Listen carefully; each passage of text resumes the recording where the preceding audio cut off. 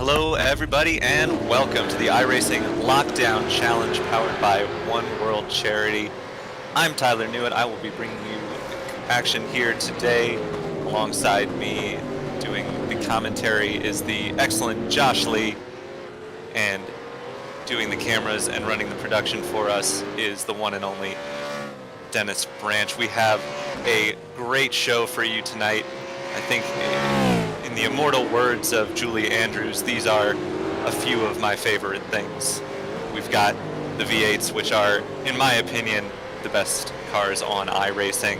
They're racing around Daytona, a track that I love. I've spent many, many hours within the confines of that facility. We've got another blending of real-world racing with the virtual world. We have a number of real-world racing drivers that you'll see on the track here tonight. And of course, the best part is that it's all for a great cause. We are here supporting the One World Charity. We will have donation links available for you throughout the race tonight. We have one on the screen right now for you. It's paypal.com/oneworldcharity20. You looking forward to the race tonight, Josh? I am. I mean, these V8 supercars, a lot like the Daytona International Speedway, are historic in motorsports. The V8 supercars are known worldwide. Same thing with the Daytona International Speedway. And these things race very well around this course. I mean, similar to a lot of the GT3 and GT4 cars that come here during the Rolex 24 Hours of Daytona. These things get up and go, not just on the road course parts, but also on the bankings as well, like the NASCAR stock cars that are most famously here for the Daytona 500. Absolutely, these cars are brutally quick around this track. A lot of the drivers that you'll see here tonight are familiar perhaps with this track in the real world, driving GT cars, and although these are quick like those GT cars that you mentioned, Josh, they are quite a bit different. There's substantially less aero on these cars pinning them to the track, so you will see drivers lighting up the rear tires for sure tonight. And of course, the problem with lighting up your rear tires on a track like this is if you lose momentum onto that banking, you are going to get swallowed up in a hurry, probably by a number of cars behind you. We're in the closing stages of a 45-minute practice session for these drivers. We can see at the moment there's some perhaps familiar names to those of you who know your sports car racing near the top of the field. I, for one, as a big follower of IMSA, know Ken Cook. He's currently sitting in third place. He is in, I think he still qualifies as an IMSA up-and-comer. He's been dominating the lower ranks of IMSA for a while and has gotten a couple opportunities in the big show, and I think hopefully we'll get some more opportunities as well. Philip Ellis, a European sports car driver, has done some racing in the Audi TT Cup. Right now they're all chasing Moritz Lohner for that top spot, but it's very tight up near the front at the moment, just a few tenths separating. Of course, the big thing around Daytona is that draft. You're going to see a lot of chains of cars held together by that toe that you get on the straightaways.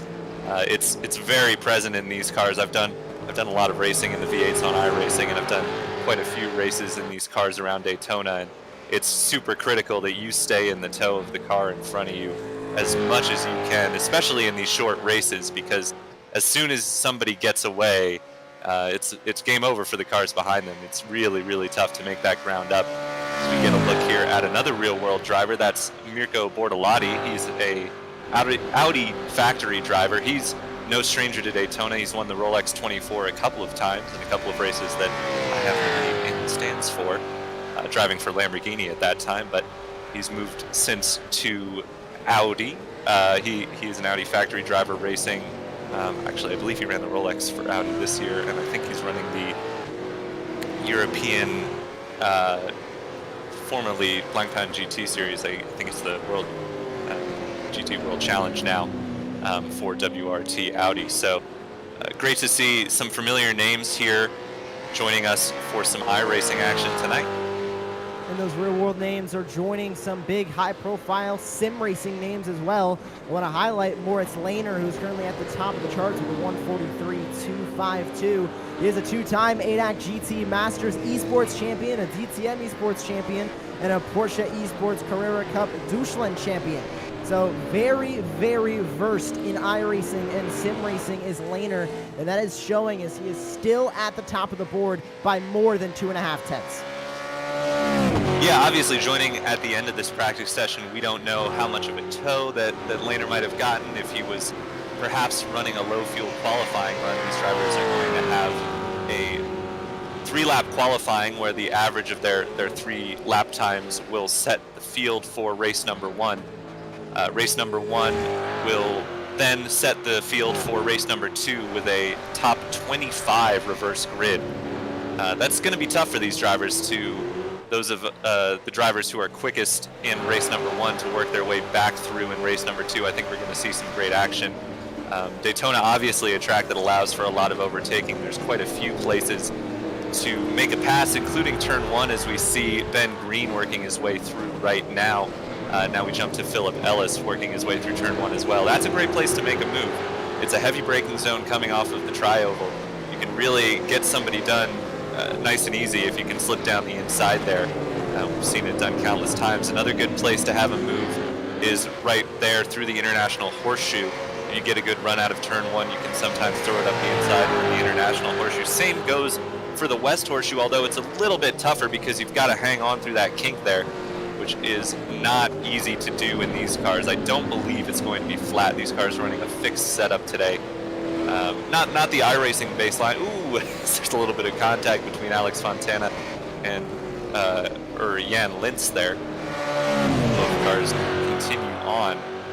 But turn 6, another place you can make a pass or set up a run into the bus stop on the banking, but you do not want to be going side by side into the bus stop. That's pretty much the only portion of this track that is truly one groove. You'll lose a whole lot of time through that bus stop if you try and go side by side with somebody. But that's not to say you can't make a pass happen under the brakes, as we see Justin Measure for stage 1 racing here, battling with presumably his teammate, given the similar look of those two cars. All the drivers out there today are in teams of 2. Obviously some teams have more than 2 drivers, but they've split them up into pairs and they score points towards the team's championship. We should say that there is winnings for the Drivers' Championship and the Team's Championship, as well as winners of the sprint race. So lots to play for these drivers, as they will surely be pushing to their limit out here for those prizes. And you mentioned that sprint race. The sprint race actually becomes before the feature race. We have race 1, 25 minutes approximately here at Daytona. The length of that is going to be 14 laps. But then we move into a 7-minute warm-up and get ready for the second race of the day, where the top 25 finishers from the first race will have their positions inverted. So 25th is going to start on the pole for that race, and vice versa, with a 20-lap race to cap it off. A lot of action going on here at Daytona, and qualifying is also fairly unique for this series as well. And here today in Daytona, it'll be a 3-lap average. So they'll have 8 minutes to complete their 3 laps. The average time out of those 3 laps will be the official qualifying time for each driver. And that will set us up for the first heat, or the first race of the day, I should say. 14 laps on the docket there. Everybody will move on into the second race, but those top 25 will have their positions inverted. If we take a look at Max Hofer making his way into the West Horseshoe, baby onboard esports. That familiar Holden Commodore V8 supercar, the Holden and the Ford here today. And you can see, Tyler, just how tight that infield section is. It almost looks like, like a rally course you'd see through the woods. So tight, and it's very difficult to go side by side. Absolutely. It's a place you can make passes under the brakes, but once things shake out, you kind of have to get yourself sorted. It's not It's not wide by any stretch of the imagination. You can go too wide, but it's very tricky, and it requires the cooperation of both drivers. As practice is finished now, we move into the qualifying session. As we've mentioned, it's 8 minutes that these drivers will have to complete 3 timed laps, the average of which will be their qualifying time for the sprint race. You do want to get a good qualifying spot and a good finish position for the sprint race. As we mentioned, there is prize incentives for the top, I believe it's the top 3 drivers in the sprint race. Once again, want to remind you, we are doing this for charity, the One World charity. We will have the donation link up in the YouTube chat for you and on the screen right there. Thank you, Dennis. You can see, go ahead and donate, folks. This is why we do it. Great cause that you can help out by contributing. One World charity at the PayPal link you see on the screen before you. Do we have anyone on track yet? Do love these beautiful scenic shots of Daytona International Speedway. I'm a bit surprised that nobody has jumped onto the track yet. Looks like we do have a couple cars on the track, Tyler. We're currently looking at Roberto Pencaldi in the 996. Just coming onto the speedway right now. NASCAR turn 1 and 2 to get his first sort of banker lap started. Then he'll get his 3 fast times underway. And it's so important when you're running here at Daytona to use that momentum to your advantage, especially on the banking, as Pencaldi is going to make his way into the bus stop. Needs to get it good through here so he can move on to his timed laps, and he needs a good first lap because it is an average of the 3. It's easier if it is a faster lap time in the 3rd lap. Obviously, as the tires warm up, the momentum builds. You're going to increase that lap time, but it is an average lap, so you need to be on it from the get-go.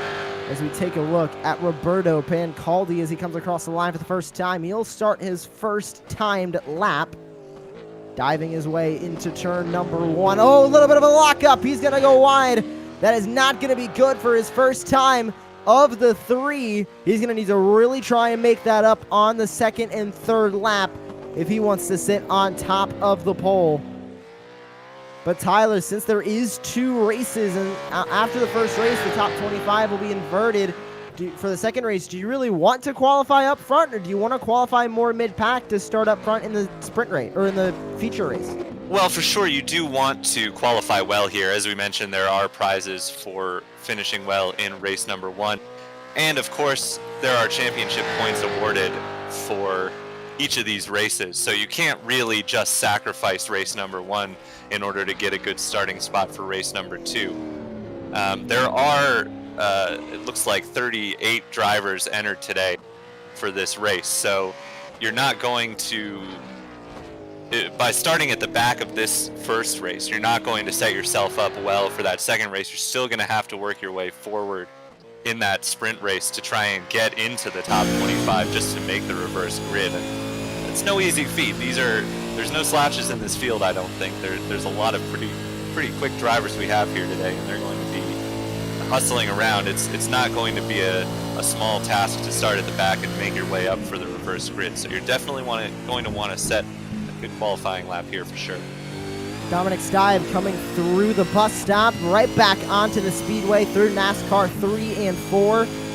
Very good through the bus stop. These V8 supercars are powerful, and they have a good bit of downforce. They are very easy to whip around these corners here at the Daytona International Speedway road course. Here he comes off of NASCAR for the final corner of the speedway in the road course as he comes down into the tri-oval. What is this lap going to be for Dominic Stibe as he comes across the line for the first time?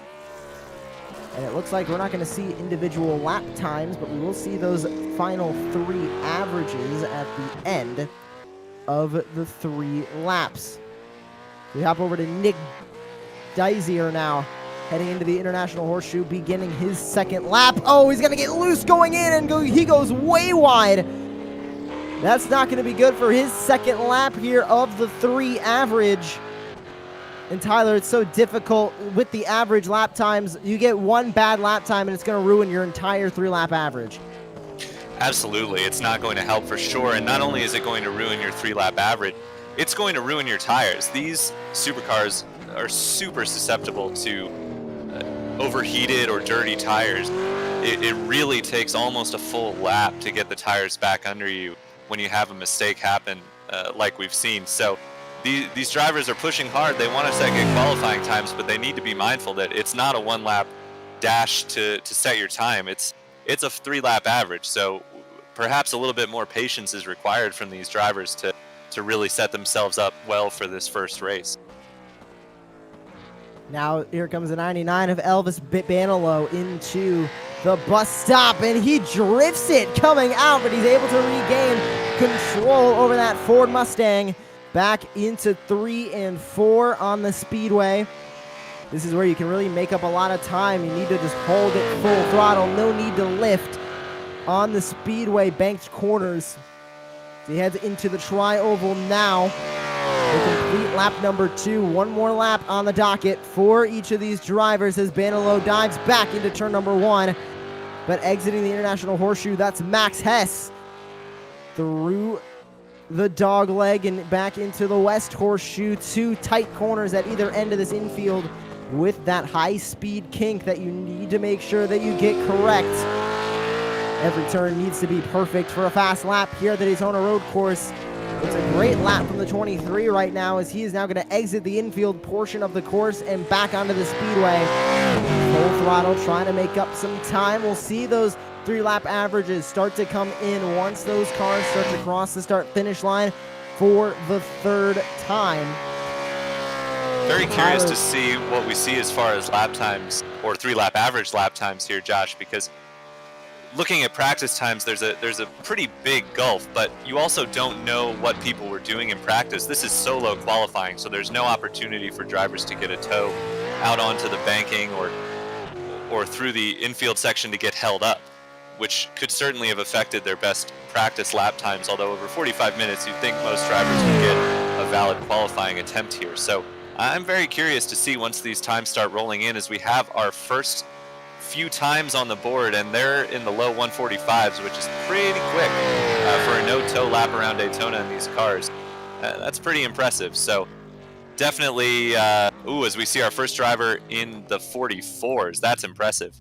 He's got a decent gap already over Mirko Bortolotti, who's in second now, jumped by Hofer and Skrij. Oh gosh, I struggle with Polish names. I'm so sorry. I believe it is Skrzybzak. If I learned anything from my GP Fun, we had a couple of Polish names yesterday in that broadcast. Skrzybzak. All right, perfect. But he is jumped, of course, by Lehner, who goes into second place. But Blazer certainly showing the field how it's done at the moment. Although that, it's just crazy to me to have a 3-lap average delta within a tenth of a second, within half a tenth of a second between those top 2 drivers. That is crazy, as we are already right into race number 1. We have our grid here for you. It is Dominic Blazer leading the field to the green, a 3-lap average speed of, or lap time of 1:44.1. That is mighty impressive. Moritz Lehner brings his car to the line in second place, followed by Marcin Skrzybzak, Max Hofer, Mirko Bortolotti, struggling to speak here. Mirko Bortolotti rounds out your top 5. Fabio Bisuch is your 6th place driver. Kenton Cook will start in 7th. Dominic Stabe, another Williams Esports driver, along with Lehner in 2nd. He will start in 8th place. Peter Jagodinsky will start in 9th place alongside Maximilian Paul. Max Hesse will start in 11th alongside Philip Ellis. Richard Heistand, another real-world driver I know from the IMSA series, will start in 13th alongside Ben Green. Daniel Kramsky will start in 15th alongside Martin Statman. He's another one of our iRacing super quick pro drivers. Will Tregurtha will start in 17th alongside Mattia Drudi in 18th. Patrick Henn will start 19th alongside Jel Beelin. Alex Fontana lines up 21st alongside Elvis Bonello. Alessandro Alto will start 23rd alongside Stefan Hiller. In 25th is Ben Bunagel alongside Nick Wustenhagen in 26th place. 27th, Jesko Kaczmarek alongside Roberto Pancaldi. Pascal Feiss will start 29th. Arnd Munchu will start in 30th. Justin Niger will start 31st alongside Stefano Pellegrino. Nick Deisler will start in 33rd. Rene Kirchhoff will start 34th, and he is the first of drivers who did not set a 3-lap average. Andrea Amon will start 35th. Giuliano Romagnuolo will start in 36th. Dan Harper starts in 37th, and Jan Litz rounds out the field in 30th. Now before Field is rolling. Sorry, go ahead. I do want to cover the point systems really quickly because it's very interesting how this series does their points. In race 1, the winner will grab 33 points, and the points will end at 20th. But in race 2, after the reverse grid from the top 25 from this race, the top 25 will receive points, with the winner grabbing 25 points. So that means that this race, the higher point values are up for grabs, but it's only going to be that top 20. But in race 2, everybody in the top 25 will grab points in 1-point increments. So you can run up front in this race, try and get the win, but then you're going to be starting mid-pack for race 2, or you can ride around and wait for those pretty much guaranteed point values for the top 25 here in race number 1. It's going to be very interesting to see these guys race into turn number 1 for the first time. It's a rolling start, so Blazer will control the field as the pace car ducks into pit lane, and he is gone with his teammate behind him. Moving up, that's Skripchak into 2nd place. Lehner drops to 3rd. We'll see how these positions shake out as they head into turn number 1. It's a dangerous corner on the start with a lot of these drivers on cold tires, cold brakes, but all so far working their way through quite nicely, playing well with each other. We see a little bit of a lockup through the chicane that leads into the International Horseshoe, but at the moment everything seems to be going pretty well for these drivers. Some contact between the 111 of Dominic Stabe and the car in front of him.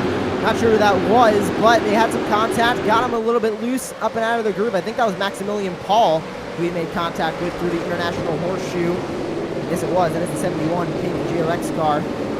Now they all make their way through the West Horseshoe, still side by side, a couple back. That's Gio Bielin trying to go up the inside of the 3 of Mattia Drudi, and he's going to try and take that spot. They're going to head on to the speedway for the first time. Here's where we're going to see the first preview of the draft. You set that up very well out of the West Horseshoe. If you can get yourself to the inside for turn 6, you're going to be in good shape, especially since all of the cars will be lined up on the inside of that banking through oval turn 2. So you can get the tow instead of the car that you've forced into the outside lane as they head down to the bus stop for the first time. Everybody mostly single file, playing it nice and easy so far. There's been a bit of shuffling for positions, but nobody dramatically gaining or losing here at the start. Everyone, ooh, as we see a lockup from Jesko Kaczmarek, and that was somebody, oh no, oh, we've got our first spinner today. We've got a couple cars spun, actually. I'm not sure. We see tumbling down the field. Perhaps Justin Niger had some trouble there. There was a bright yellow car that went spinning, and I didn't see who it was. We'll have to see when they come around who's dropped towards the back of the field. At the moment, though, it's Blazer with the quickest lap of the race, and he's opened up a half a second gap. That's not enough to break the tow here, though. They're going to want probably almost a second and a half before you start to see those draft effects behind you start to lose effect. But at the moment, Hofer still well within towing range of Blazer in front as we see more moves happening into the International Horseshoe. Ooh, and a little nudge there. That's not going to go over well, but both drivers did well to keep it together. We're looking at Stefan Hiller right now. I believe he's in the black and purple car we see right there.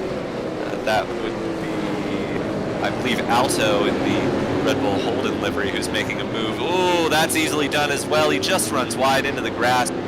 We all know the grass is very slippery here on iRacing, so he gets the car back going, but he's going to lose quite a few positions, is Hiller, just from being forced towards the outside line in that West Horseshoe.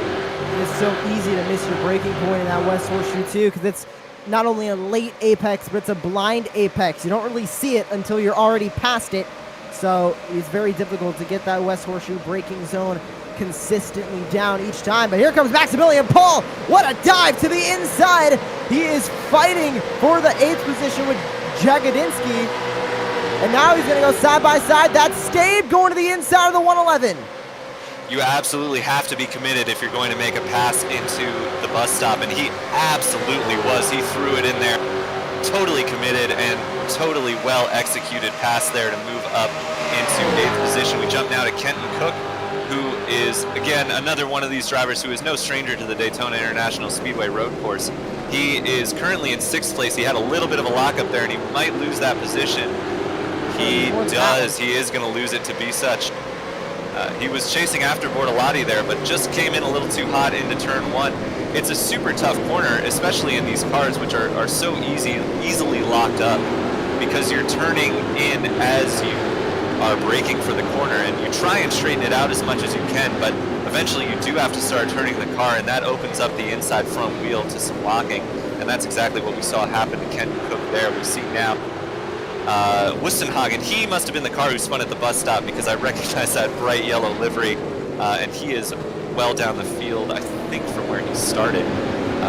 Well up the field is Dan Harper. He's a BMW junior driver who I've had the fortune of racing with for just a little bit. He's a really good guy and a good driver, and he, I think, didn't set a qualifying time or set a very slow qualifying time. He's up 10 spots from the start of this race.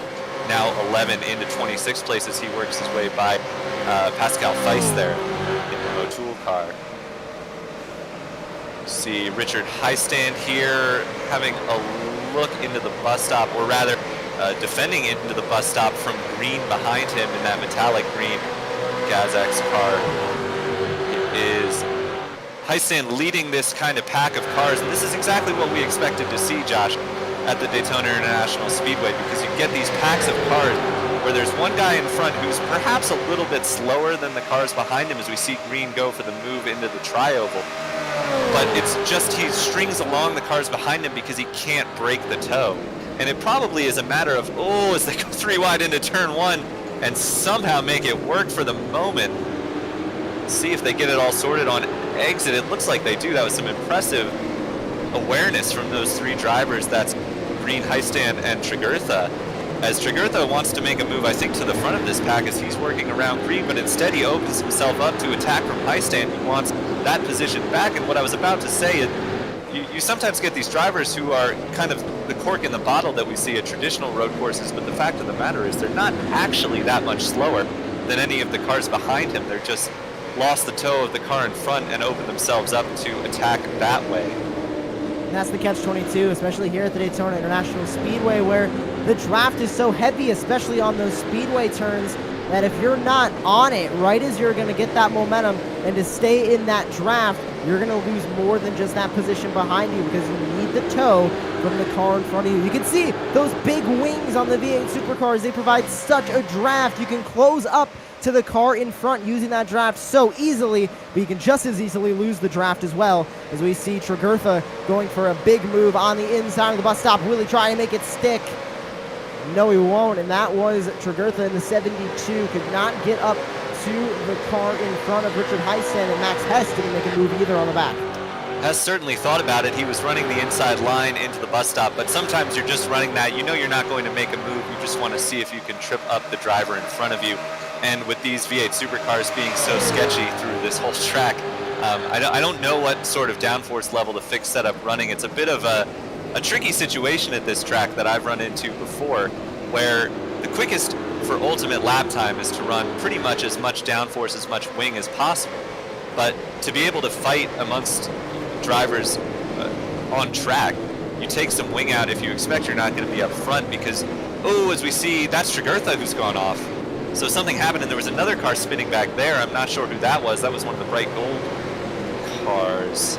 So a couple of incidents on the exit of turn 1 there. Tregurtha, the big loser, he was battling up with Heistand for 13th. He now finds himself back in 19th position, some 13 seconds off our race leader. Here's the replay, Tregurtha. You can see him, just a little bit of contact to the car in front, right around. Beautiful pass, but not clear enough, and he could not complete it. Yeah, he just tried to run his line as if Heistand wasn't there, and unfortunately Heistand was still alongside, and he has every right to keep his car in that position. So Tregurtha losing out, but really it's his own fault that he has dropped back now to 19th place. Of course, That's not a bad place to be because it's still in the points, but it gets you a decent starting spot for race number 2. Oh, as somebody cut the bus stop there. I'm not sure. I think it was Lehner, who is, yeah, he's now dropping back behind Bortolotti and Skripczak. So a tough break for Lehner there, who was running up in a podium position. He now finds himself kind of at the back of this group of 5 cars that has broken away a bit, particularly Blazer and Hofer, now that Lehner has his issues and he's coming into the lane. I don't think the cars are going to have to make a pit stop for fuel in this race, so I'm not entirely sure what that is. Perhaps he's already hit an off-track limit. I know there is an off-track limit for a drive-through penalty in this series. I unfortunately forgot what it was, and I'll have to pull it back up. But perhaps a drive-through penalty, but that's really going to hurt Lehner, who is dropping well down the field already. He's, in fact, already out of the reverse grid, so he's going to have to fight hard to make that up if indeed that was the case. See what happens with that penalty. Side by side, the 200 and the 95. That's Patrick Henn on the inside. Outside, Daniel Kramski. And they're still going to go side by side as they head back through the cake. This is a very difficult place to be side by side. Will any of them run out of room? The 95 going to beautifully complete that pass. And Kramski is going to keep that position. The 200 of Patrick Henn going to go try again through the apex of the West Horseshoe. Not able to get close enough. Let's see if he'll get close on the speedway section, because you can see also Mattia Drudy is watching in the wings. That's the 72 of Tracutha. What a move on the 55 of Giuliano Romagnuolo. He's going to take that spot away. Now here comes the 55 to the back bumper. Absolutely impressive move by Tracutha there, but the move's not done yet. Romagnuolo gets the toe onto the back straight, and he's going to have the overlap here into the bus stop. We'll see what these drivers decide to do, and Romagnuolo decides to let Tracutha have it. That's the right move to do there. You just lose so much time going side by side through the bus stop, as I think something happened to Romagnuolo. It looked like he was heading towards the wall there. But we have a battle for third at the moment. Mirko Bortolotti is going for the over-under into turn 1. He's going to have an awkward angle, and he gets squeezed off just a little bit by Skripczak there, but Bortolotti makes the move stick. What an excellent pass. As he just barely clears him into the chicane that leads into the International Horseshoe. Impressive driving there by Mirko Bortolotti. You'd expect nothing less of a 2-time Rolex 24 winner. He knows how to get the moves done here at Daytona International Speedway, and he can now set off in chase of the 2 leaders, that is Blazer and Hofer, who are still running pretty much nose to tail, but without much change in position. Hofer hasn't been able to make a pass yet on Blazer, perhaps just sitting in his toe and waiting for the opportunity to strike. Hofer's within that striking distance, so we're nearing halfway done here in the first race of the day, the sprint race, and he's buying that time. He knows that he can get by him, and that's pretty much sometimes all you want as a racer, knowing that you can make that move at any time. You don't have to be pressured into making it. You can make it when you are ready and when you think is the best time. You might just be buying time, waiting for the end of the race, so then Blazer won't have an opportunity to rebound and come back at him. Yeah, for sure. I did look, by the way, at the incident limit. It is 20 incident points to get a drive-through penalty, so I really think there's no way that, what is it now? I believe it was Lehner. Lehner, thank you so much. Lehner, who took that drive-through pit lane, unless he just didn't slow up enough. Ooh, it goes side by side for 16th place through the bus stop. That's Drudy and Henn.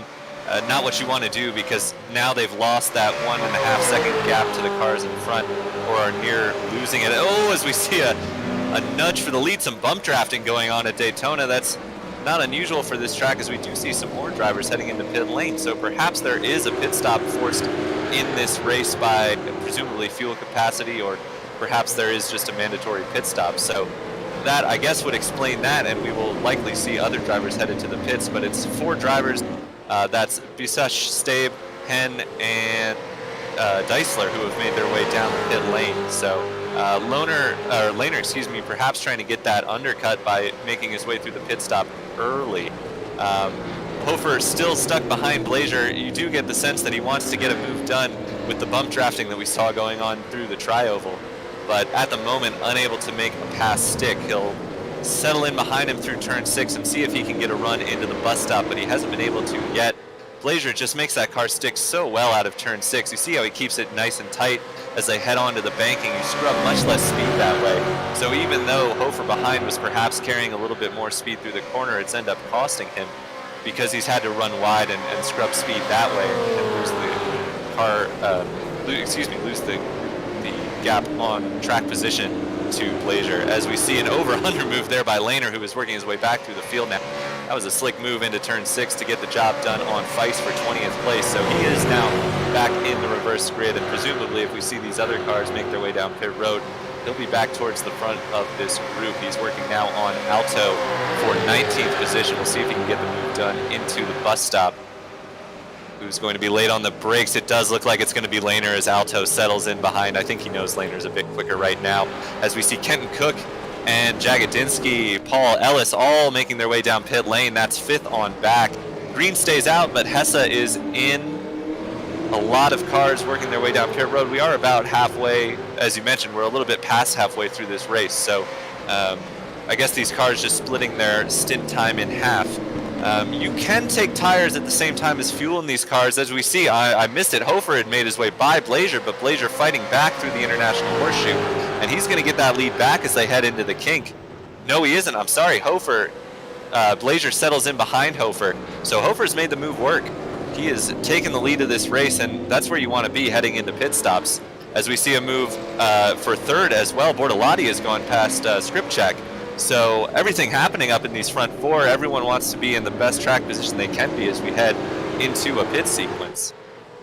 Triton Racing drivers running 2 and 4 right now. Can they get a 1-2 finish? Both Skripczak and Blazer running for DV1 Triton Racing. Will they be able to get a 1-2 here? They're very close to it, but Blazer's going to need to regain that lead away from Hofer. And Skripczak going to need to get past Bortolotti if they want a chance at a team 1-2 finish. That always boosts the team morale when you get both of your cars up in the front 2 spots. Let's take a look at this battle between Heistand and Green. Heistand going to take over P5. He's going to edge his name into the top 5 right now, but here comes Green. Will he have anything to say? And Heistand going to get loose coming out of the bus stop. Here comes Green to the outside on the speedway. Big wiggle from Richard Heistand there. It's easily done too if you just drop a wheel. You try and cut as much of that exit curb as you're going through the bus stop as you can, but Richard Heistand cut just a little bit too much. But it looks like both of these drivers are going to head for the pit lane here. It's Bortolotti is in as well ahead of them. So Hofer, Blazer, Skripczak, your 3 leaders who have not made their pit stop yet. As we now see more of the leaders heading towards pit lane, we'll have to see where everything shakes out. Because these cars are taking on fuel, I don't think they're taking on enough fuel to allow them to take tires. You need about 8 seconds worth of fuel to allow yourself to take tires without losing any time. So the undercut, not necessarily a good option here, but if you make that early pit stop and you get out in the toe of another driver, you can actually gain time by utilizing that toe to your advantage, whereas the race leader doesn't have it. So a lot of pit strategy at play here. Really exciting goings on as we see Alessandro Alto getting quite a bit loose exiting the International Horseshoe, and he's going to have to, I thought he was going to surrender the position to Wustenhagen, but instead he makes it stick and opens the door for Busuch behind him as Wustenhagen drops a couple of places. I don't believe Wustenhagen's been in the pit lane yet. We saw him have that spin earlier in the bus stop, which set him quite a ways back, so I wouldn't expect him to be this far up the field as it stands.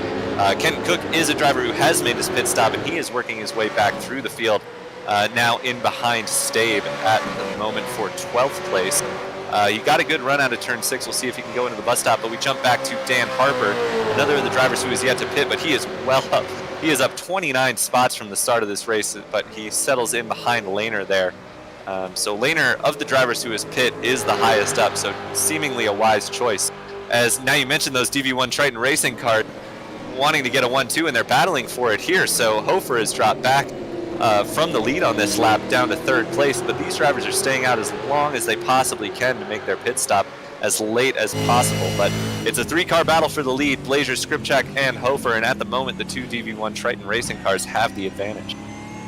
And they might be trying to extend that pit out gap as far as possible. Right now, if Skripczak came into pit road, he'd be exiting in 6th. So he wants to get a little bit of an extension on that, but if these drivers that are coming into pit road are taking fresh tires, they're not going to get much more time out of staying on the racetrack.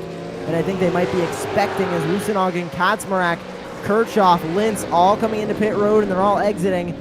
And here comes Kenton Koch. He's going to try and make a crossover. And it's another motorsports car loose on the outside. They're 3 wide coming out of the International Horseshoe. That's not going to work through the kink. Unfortunately, they get it all sorted there, but a brilliant move by Kenton Koch there to take advantage of the cars running wide in front of him. That's Basuch and Alto, who I believe have not made their pit stops yet. So Kenton Koch working his way back through the field.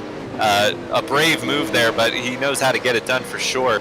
As Jagodinsky, who I believe has made his pit stop behind these two, trying to work his way back through.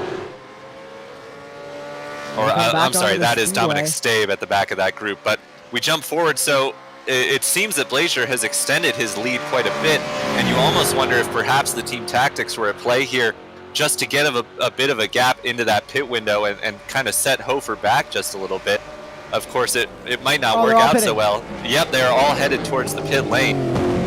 Skripczak obviously wants to be racing up there, but there is for sure a team championship to think about, and first place obviously pays the most points. So right now, Mattia Drudy, Martin Statman, they're both in pit road now. We're expecting Alessandro Alzo in this time.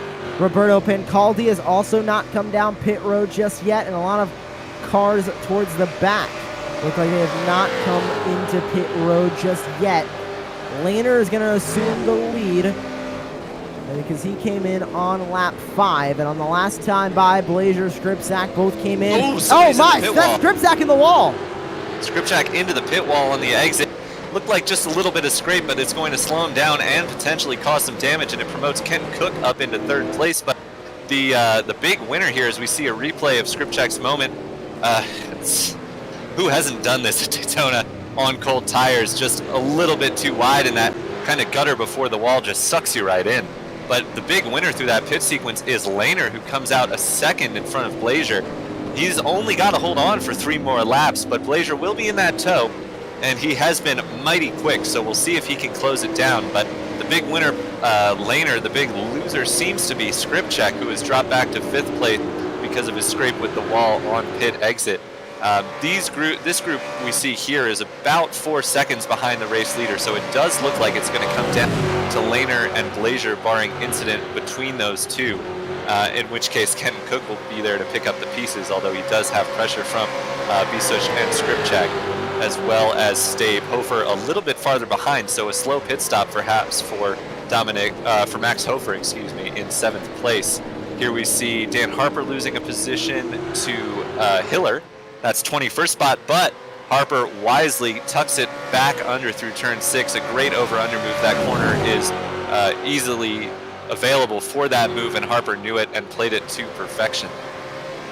I want to talk about those driver standings really quickly because Lehner is currently sitting in 2nd in those standings, about 6 points behind Marcin Skripczak. And right now, as they run on the racetrack, even with Skripczak in 4th, he just made that pass on Basuch. And now Basuch is going to get it right on back, and Skripczak back down to 5th. But what I was getting at there was the way the points work here in this first race. If Lehner wins, which is 5/10 ahead of Blazier with 2 laps to go, he is looking at gaining the points lead away from Skripczak. So the Williams Esports driver thinking about those points right now. If he gets a win in this race, he'll be starting back in 25th a little bit later on in the feature race, but he will regain the points lead, which is ever so important as this season goes on. And we're in round 3 now. You really got to start thinking about those points because the finale is going to be quickly approaching. For sure, and prize money available, as we mentioned, to both the drivers and the team's championship winners. So definitely a big deal to make sure you have a good points day. Do want to mention before we get into the action in the closing stages of this race that once again, please give it, if you are able to, please donate to the One World charity, which this race is, and this race series is supporting. We have the donate link on the screen for you there. We'll post it in the YouTube chat as well. But please, if you can, go ahead and donate. It's for a good cause, and I love doing races that help out a charity. I think we have some incredibly generous people in this community, and I'm always happy to be able to help out in any way I can to get the word out for the charities that we are promoting, and today it is the One World charity. So please go ahead and donate as we take a look at Mirko Bortolotti. And something must have happened to him because he was running up in the top 5 before the pit sequence, and he finds himself down in 26. So something definitely went on with Mirko Bortolotti as the leaders have taken the last lap, and it is Lehner by now just half a second over Blazer. So Blazer's really closed that gap down. We'll have to see if he can make anything happen on the last lap here. As Kenton Cook is also close, but he's not going to be within striking distance unless something happens to those top 2. As we see the battle for 3rd place heating up, and you can see the lead battle in the distance there. Blazer now within 0.4 of a second. He is rapidly getting within striking distance, but there's only so many places left that he can make a move. I don't think he's going to be close enough to get it into turn 6, so really in the braking for the bus stop is the only chance that Blazer has of making this race win happen. And right now we have the top 25 on the timing tower right now, and those top 25 will be inverted at the start of the next race. And right now, that is Justin Nagier in that 25th spot. He's got Mirko Bortolotti in front of him, and look at Bielen behind. Bielen knows that if he doesn't pass his teammate, he's not going to be starting up front in the next race. But he turns him around, he got it saved, but Bielen moves up into the first spot after the invert. And the last thing you want to do is take both yourself and your teammate out of the reverse grid opportunity. So dangerous move there by Bielen, but he gets it done, and he puts himself in the final transfer position for the reverse grid, as it looks like the leaders have made their way through the bus stop without a change in position. Lehner running that high line to try and break the toe, but I'm not sure it's going to work. It might backfire on him. Blazer's got a huge run as they head into the tri-oval. It's going to be side by side, and Blazer is going to take the race win by less than 1/10 of a second. Oh my goodness, what a finish. And with that finish now, Skripczak is going to go down into 5th. Even with that 2nd place finish for Lehner, he now is the points leader in the driver's standings by, I believe, a mere 2 points. Oh, that was something else. Oh my goodness. So Lehner tried to make the toe difficult for Blazer there, tried to run the unusual line on the high line, but instead it just gave Blazer more track distance to make his way through for the win. As we see cars crossing the line, it looks like it is going to be Bortolotti and Bielen who complete our front row for race number 2. So although Bortolotti was set back in race number 1, which is certainly unfortunate, he does put himself in a great position for race number 2, starting on the front row alongside Bielen, who also was fairly quick at the beginning of this race. What a finish here to the first race, and that was just the sprint race. We have an extra 6 laps coming up for a 20-lap final here in about 7 minutes after this warm-up finishes. Well, everybody on the racetrack needs to finish, then we'll be into the warm-up. But if that's any indication to what we're going to see a little bit later on in the feature race, this is going to be one exciting finish to the evening. And the time continues to keep going down in the sim. The tires are going to start to cool down along with the racetrack. We might see some very interesting racing here in the later half of the night. Well, we saw some very interesting racing in the first half, so I'd be a little surprised if we didn't see a continuation into the second half. Your results for race number 1 on the board there. Dominic Blazer, what an incredible move to get that run into the tri-oval, a classic Daytona finish, as he wins by just about 0.5 of a second over Moritz Lehner. Incredible, absolutely incredible. Kenton Cook rounds out your podium for race number 1 for GazX Racing. Fabio Bisach comes home in 4th, and Marcin Skripczak, after his mishap and pit exit, rounds out your top 5 for DV1 Triton Racing. Dominic Stabe comes home 6th ahead of Max Hofer and Peter Jagodinsky. Philip Ellis and Max Hesse round out your top 10. Maximilian Paul came home 11th, Ben Green, Patrick Henn, Martin Statman, Daniel Kramsky, your top 15, ahead of Alessandro Alto, Stefan Hiller, Nick Wustenhagen, Mattia Drudy, and Dan Harper, your top 20. Richard Heistand, who had a strong early part of the race, unfortunately had, I think, an incident in the bus stop, if I remember correctly, and comes home in 21st ahead of Will Tregurtha, who we also saw have a spin alongside Richard Heistand through the chicane. Rene Kirchhoff, Mirko Bortolotti, who we still are not totally sure what happened to, comes home 24th ahead of Jel Beeling, the last car in the reverse grid. Jesko Kaczmarek is your 26th place finisher, your first miss out on the reverse grid ahead of Andrea Amann, Elvis Spinello, Arne Munchau. Roberto Pancaldi is your top 30. Pascal Feist, Stefano Pellegrino, Justin Niger, Jan Lintz, and Ben Bunagel, your top 35. And rounding out the field and not finishing the race were Alex Fontana, Nick Deisler, and Giuliano Romagnuolo. I think we are going to have some driver interviews. I see Kenton Cook is in the waiting area at the moment. Shall we bring him in for a chat?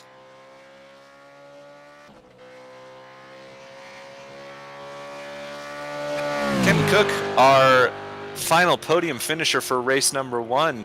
How are you doing, sir?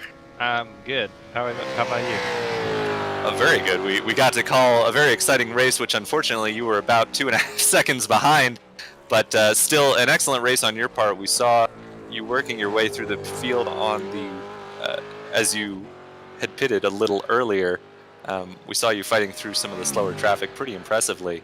I know from having watched you race in the various IMSA series that you're certainly familiar with this track, but have you ever driven it in a V8 supercar? Heck no. Are you kidding me? This thing's like a handful around here. It makes it interesting, that's for sure. Being, one, it's like the tire strategy if you change tires in a pit stop or not, but it's kind of worth it to change the tires even if it takes a little bit longer than the fuel does. And that kind of caught me out. I lost a position or two because of that, but I ended up getting it back, I believe. But yeah, it was cool. It's always fun racing with the caliper that these guys are, and frick, to be able to even shine even take a light to them is pretty cool. But I think the drafting of Daytona definitely didn't hurt that. Absolutely, and I think you certainly played that well to get up to third where you finished there. It was certainly an intense battle towards the end of that race there. I forget who it was you were racing there, but you seemed to hold on pretty well and defend well with the toe. All said and done, did you have just a little bit extra pace? Do you think you changed tires and the cars behind you didn't? Because we didn't really have a good sense of what the pit strategy was. So I figured some of the cars were changing tires, but was it all of the cars changing tires, or was it just a few and you happened to get the strategy right there? It was hard to tell who took tires and who didn't. But based on how long the pit stop was, if you guys have that technology, I guess it takes like 9.5 seconds or so to do tires, and I think people were under that, and the people who were under that obviously probably didn't take tires or just took two. Yeah, at least in this car, it fuels and does tires at the same time. So even if it's a second longer to do tires and fuel, it's worth it because of how big the degradation is on the tires. So yeah, it was certainly, it's going to be much easier to just say, hey, we're just going to take tires in this next race because it's longer. So your fuel is how much you're going to fuel is going to take much longer than what the tires would take. And that's the key, I guess. It was kind of on the wall whether or not to take tires or not, but it's just, I think it was a safe bet to take tires and be able to fight rather than hang on at the end. I'm glad you said that, because I was just about to ask if it's the same fuel capacity limit for the next race, so you will be taking on more fuel. Yep. And able to take tires at the same time. Very cool. Yeah, totally. For sure. Do you have anyone you'd like to thank before we let you go get a few practice laps in for the next race? I just want to thank my wife for allowing me to be able to get a sim set up, and also Mirko for putting on a program with One World Charity. So it's cool to be again racing with these kinds of caliper drivers and do it for a good cause. And thanks for coming on board to cover the races. For sure, absolutely. Thank you, Kenton, for joining us in the booth, and hopefully we see you up front again and we can talk to you again after race number 2. Yeah, it's nice having an English broadcast. Absolutely. Thank you. That is your third place finisher in race number 1, Kenton Cook, everybody. And as Kenton mentioned, this is for charity. If Dennis, you could pop that. He's so quick on the trigger there, Dennis Branch. our excellent producer and camera operator there. Please go ahead and donate for One World Charity at the PayPal link you see on your screen, and also has been peppered throughout the YouTube chat, I do believe. It's a great cause. Please go ahead and donate. That's what we're all here racing for, in support of this great charity. If you have the ability, please give as much as you can at the PayPal link you see before you, and hopefully we can get a nice, decent amount raised from this race and any of the future races in this series. As Kent mentioned, and as we have mentioned a couple of times, this is actually the third race in this series. We didn't carry the first two here on Apex Racing TV, but we have seen the drivers in, I believe it was the V8s at the Nürburgring, and I don't remember what I saw the second race was, but we have your starting grid up on the screen here. So it is a reverse from the top 25 of race number 1. So it is Jelle Bielin, in first position on the pole. He will start ahead of Mirko Bortolotti in second. We know Mirko was quick from race number 1, so it'll be interesting to see if he can open up sort of a gap over the field here. Rene Kierkoff is your third place starter ahead of Will Tregurtha. Richard Heistand in fifth place ahead of Dan Harper. Mattia Drudy and Nick Wustenhagen are your top 8 ahead of Stefan Hiller and Alessandro Alto in row 5. Daniel Kramsky and Martin Statman will line up 11th and 12th ahead of Patrick Henn and Ben Green. Maximilian Paul and Max Hesse will line up in 15th and 16th respectively. Philip Ellis and Peter Jagodinsky will be in 17th and 18th starting positions ahead of Max Hofer and Dominic Stabe. Martin Skripchak and Fabio Bisech will line up in 21st and 22nd. These are your top 5 finishers from race number 1, ahead of Kenton Cook and Moritz Lehner, who finished on the podium in race number 1. And your race number 1 winner, Dominic Blazier, will start in 25th. Jesko Kaczmarek just missed out on the reverse grid. He'll start in 26th as the field rolls behind the pace car. Andrea Amon will start 27th ahead of Elvis Bonello. Arn Muncha will start 29th with Roberto Pancaldi alongside Pascal Feiss and Stefano Pellegrino, your top 32. Justin Major, Jan Lintz in 33rd and 34th. Ben Benegal and Alex Fontana, 35th and 36th. And rounding out the field, Nick Deisler and Giuliano Romagnuolo. I don't know why I keep having trouble reading that name. Romagnuolo will start in last, hoping for a better race than they had in race number 1. So it is Bielin controlling the field behind the pace car, who will shortly duck into pit lane. Do you think we're going to see chaos in turn number 1, Josh? We didn't in race 1, but I think now that we're going to see a little bit more, the track is starting to cool down. These drivers are going to start to get a little bit more dangerous and a little bit more confident in their grip. But there we go. They're on the loud pedal. We're back racing. 20 laps in the feature. And it's a great jump from Bielin. Bortolotti just settles in behind him as they head through the tri-oval. Oh, but Bielin with a big lockup into turn 1, although he does get the car under him and turned into the apex. I didn't see any smoke behind that, so it looks as though, for the most part, everyone got through the first part of the corner easily. We'll have to see if anyone struggles in the second part, but it looks like everybody's in pretty good shape. So we will look towards the back of the... Oh, there's a spinner there. Whoa, more multiple spinners. Cars around. One car in the middle of the track. Boy. Yeah, so I'm seeing Hess and Green tumbling down the order as Lehner is also dropping some position, but it looked like our big losers there were Green and the other car involved there. But the field heads now into turn 6 with everybody seeming to have gotten through the trouble in the International Horseshoe all right.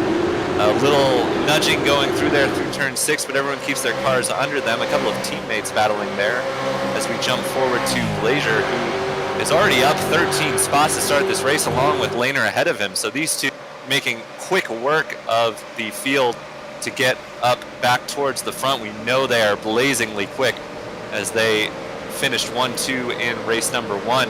Hofer has also moved up 11 spots, so he is really going quickly here. We see Kenton Cook, who started kind of in the back of the reverse grid, and he hasn't made up quite as many places as the drivers in front of him perhaps just taking it a little easier here in the beginning as we saw all that action going on kind of around this spot in the order. We jump forward to Mattia Drudy in 7th place, making a move on Wustenhagen. Nick Wustenhagen for 6th place, but he has got some hard chargers coming behind him, so he's going to want to make that move quickly as, ooh, we see a couple of cars locking up into turn 1 there, and a couple of passes being made that I don't think drivers anticipated making when they started braking for turn 1. It was a couple of late and opportunistic moves there for the drivers working their way back through the reverse grid, as they are 3 wide in the International Horseshoe, and I believe there was a car around there. That's Bielen. So the former race leader, Bielen, and Bisuch is dropping down as well. So a couple of cars who started at the front of this field are finding themselves now dropping down the order, and Mirko Bortolotti has assumed control of this race ahead of Richard Heistand. He's got about a second gap as we see, I think that was Kirchhoff running wide at the exit of the West Horseshoe there, and oh, that was Lehner making a 3/4 car width gap work as they headed into the braking zone of turn 6. Lehner is on the move, and he did not want to waste any time working his way forward there. They're now going to go side by side. Kirchhoff on the outside. Grabbing that spot in the 6 is going to be Dominic Blazier. Remember, he started further back. I believe he started in 25th exactly because of that invert, because he won the first race of the night. So now he's up 17 positions in P8 in just 2 laps. That is such a good feat and such a wake-up for these drivers. They know that Blazier is coming, but here's Wustenhagen on the outside. Hofer, Lehner on the inside. Little classic Daytona bump draft working on the inside line there. Hofer not able to get, or not willing to force this 3 wide, so he is simply pushing along. I believe that's Drudy in the Red Bull livery car. But it seems, oh, they go side by side. Drudy on Wustenhagen, and Drudy is going to make that pass stick, but he's going to get challenged by Hofer, as Hofer knows he has to get through because Lehner is coming in behind him as we see a lockup and some contact. I believe that was Harper and Heistand in the West Horseshoe. And oh, Heistand's around and he recovers back onto the track, and that is going to hurt Hofer, who got some significant damage on the front left of his car there. Heistand was spun out, and I think trying to get that car spun back around before the field came through, but unfortunately he did it right in front of that oncoming pack from 5th on back. Hofer dropping well down the order now, so he definitely has some damage, and he has dropped out of this race. So that's unfortunate for Max Hofer, who is working his way back through the field well there. Just some contact with the spun car of Richard Heistand as we see Kirchhoff off the track. An interesting route to take, some rally crossing, which I'm sure Josh will enjoy, taking the old Daytona rallycross course there. But that's not the quickest way to go around the road course in a V8 supercar. It is not, but I would like to see future Daytona rallycross course using the banking. I think that'd be very interesting. Yeah, Global Rallycross did it a couple years ago at Bristol. That might be an interesting, I should contact Chris Leone about that, but looking at this battle. Oh, Blazier, he's lost his entire front hood. I would imagine that was in the same contact we saw between Hofer and Heistand. He was right in that mix with them. So, yeah, big damage to the front of Blazier's car, and that's really going to hurt him as we see Kenton Cook, who, as we mentioned before, wasn't working his way through as quickly, but he's kept that car clean. As we see pit stops starting to happen. Blazier's in. Presumably this is drivers who have some damage. I would imagine they have a fast repair, which they are going to take. So obviously we are within the pit window. I would imagine we saw drivers stopping right at the end of the previous race. So these are drivers with significant damage trying to take advantage of that early pit stop, get some repairs done and get some fresh tires and try and make up that ground with the undercut. As we see more tire smoke, everybody's locking up into the International Horseshoe here, but so far no more contact than we saw earlier. Up in front, it's Lehner who has moved into 2nd place ahead of Jagodinsky. Bortolotti holds, though, oh, there's a spin and more contact. Yeah, Munchau and Kasmarek, the big losers there, and Kasmarek has reset to the pit lane. But Bortolotti has almost a 6-second gap over Moritz Lehner there, which is going to be great for him as he wants to stay out of drafting range for as long as possible. I think Lehner's probably a little bit quicker, but if he's not in that tow, he's not going to be able to make ground up as quickly as he could if he was in the tow. As we see Kenton Cook working around the outside of Dominic Stabe here, we're looking now, all of these cars are drivers who started towards the back of the reverse grid, have started to work their way forward. That top, amongst that top group, it's really only Bortolotti and Wustenhagen and Statman who are hanging on to their kind of reverse grid position, although they have dropped a few places from where they were running earlier. As we see Kramski making a move on Wustenhagen here. We see Jagodinski headed toward the pit lane, so another early pit taker, perhaps trying to get that undercut jump, people doing whatever they can to get the break on Bortolotti. As we see Kramski had the move done, but Wustenhagen fighting back on the inside line into turn number 1.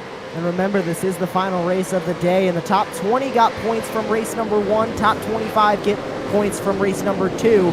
So if you were outside of that top 20 at the end of the first race, and now you need to get inside that top 25 to at least get some points out of Daytona, or else you're leaving with no points, and that is going to sink you down the Drivers' Championship.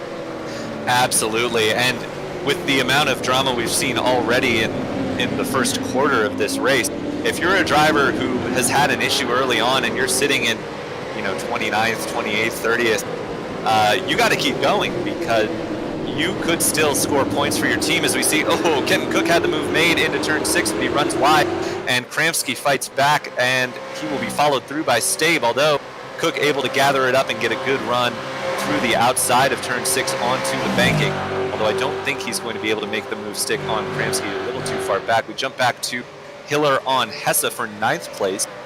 Obviously, these are probably not going to be the positions we see these drivers in once the pit stops have cycled around, but we're really not going to know what that's going to look like until pretty late in this race, as it seems the pit window is pretty wide here with drivers stopping already. Back into the bus stop goes Nagier. Fontana right up ahead of him.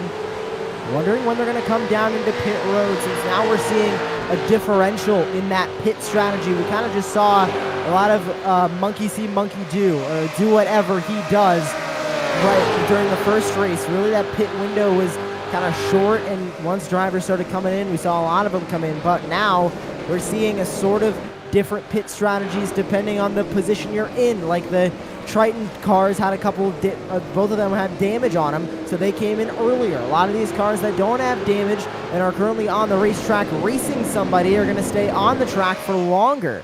So it's going to be interesting to see where everybody comes out in relation to the pit stops, as Wustenhagen, or sorry, that's Jagodinski, is going to get passed by, I believe that's Boonagel that just went by him.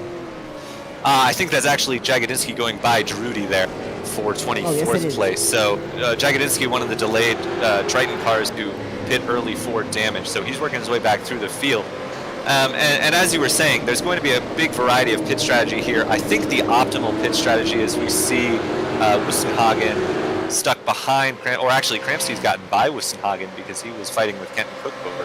I think the optimal pit strategy is probably to pit around halfway, probably split your stint in half and get some new tires around about the halfway point of this race. But the problem is, if you're a driver, say Mirko Bortolotti or Lehner or Statman, and you're running up towards the front of this field, what you don't want to do is pit early and find yourself in slower traffic, because we've seen the danger that can come even with if you're considerably quicker than the cars you're racing. It's very easy to get caught up in a situation not of your own doing, or to make a mistake on your own and lose any advantage you would have gained by pitting early. So I suspect we'll see these top cars, probably the top 5 or so, similar to as we did in race 1, going as long as they possibly can on the pit window. As we see Kenton Cook going for a move on Wustenhagen, but Wustenhagen covers it off. Kenton tries to cross him over onto the inside, but he locks it up. He's not going to get the move done. Oh no, there's a spin there. Oh, good on Kenton. Hard contact into the wall. Yeah, that's rough for Kramski, but really, really excellent avoidance by Kenton Cook there to just slam on the brake. And fortunate not to get run into the back of. He's going to lose a couple positions there. As we see a replay here, it's Daniel Kramski who just went for a spin. That dive up the inside.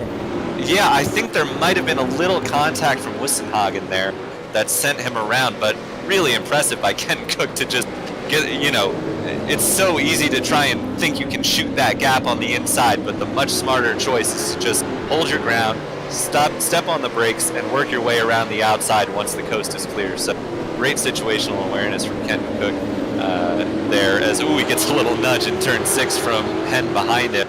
But he's going to want to make those positions back as quick as he can. Cook just got that great pass, and now here comes Max Hess to the inside of Wusenhagen. You can see Stibe right in the back. 3 Germans gonna go battling down the back straightaway. Stibe gonna make a move to the outside after Wusenhagen got a little bit too loose. Now they're gonna go side by side, almost 3 wide into the bus stop. Contact! Wusenhagen makes contact with Stabe. He's gonna keep falling down the order. Here comes Ken Cook trying to get into the top 5. I think making contact like that in the bus stop works out for both drivers about 1 in a million times. So incredibly lucky by Wusenhagen and Stabe there. Obviously, incredibly talented drivers, the both of them, to make that happen, but that was nearly disaster for both Stabe and Wusenhagen if they had 3 not wide managed for the to... tri-oval. Yeah, this is going to be dangerous going into turn number 1. Kenton Cook laid on the brakes. He's the last breaker out of those 3 wide situation, but Stabe and Wusenhagen making more side-by-side contact through turn 1. Wusenhagen's going to be the loser here as he gives up the position to Kenton Cook for 6th place. Kenton Cook taking advantage of a situation into turn 1, and now he looks to the outside of Stabe into the International Horseshoe. But that does open the door for Wusenhagen to come back through, and they... Oh! Some side-by-side contact between Cook and Wusenhagen. Cook on the grass, he's going to have to gather it up to get back through the kink in one piece, and they both do. So Wusenhagen, been in the wars a bit today. He has been having contact with a number of cars out there, the car looking a bit secondhand for sure, but he is fighting strong for 7th place. Obviously, Wusenhagen took advantage of that reverse grid to start up towards the front. He's doing a really good job fighting these drivers who perhaps a little bit quicker to hold on to that 7th position now. We jump back a little bit further in the field to some drivers who have made their pit stops. That's Skripchek and Glazier ahead of Drudy, who is dropping down the order just a little bit. Pellegrino in behind them, I don't believe has made a stop yet. So we see the 2 similarly liveried cars in front of him as Kenton Cook does make the move stick back on Stabe after slipping behind through the turn 1 incident, as we see Wusenhagen once again in trouble here under pressure from Hiller, who makes a move around the outside, and I think he's going to lose another spot to Hen if he can get the run here. I think we might see another bit of 3 wide into turn 1, and if I've learned anything from watching this race is that Nick Wusenhagen is not going to back out of a move into turn 1. So Hen able to get the overlap done, and I think he's going to be clear of these 2 if he can hold it around the outside. Wusenhagen, proving me wrong, backs out of that move and is on the brakes early into turn 1 to surrender those 2 positions. But he does get the run back under Hen, but unfortunately it looks like he has really set those tires alight and is struggling for grip a little bit more than the cars around him as he settles in behind Hen. Making their way past, and he got loose, hit Wusenhagen, and unfortunately Wusenhagen ended up getting the worst of that, now down in 9th. But Cook made his way up to the top 5, but you can see those gaps on the timing tower.